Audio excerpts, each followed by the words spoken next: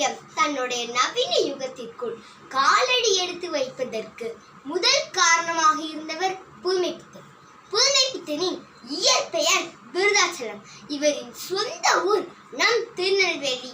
Arch யோவான் பள்ளியில் படித்தார். நெல்லை இந்து கல்லூரியில் இளங்கலை கல்வி பயிர்ந்தார்.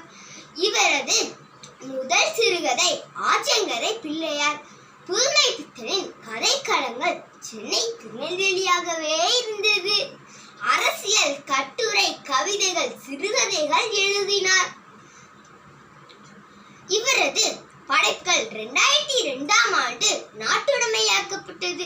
புதுமைப்பித்தனின் காஞ்சனை, நாசகார கும்பல், மனித இயந்திரம், பொன்னகரம், கடவுளும் கந்தசாமி பிள்ளையும், செல்லம்மா முதலிய அற்புத படைப்புகள் சாகாவரம் பெற்றவை.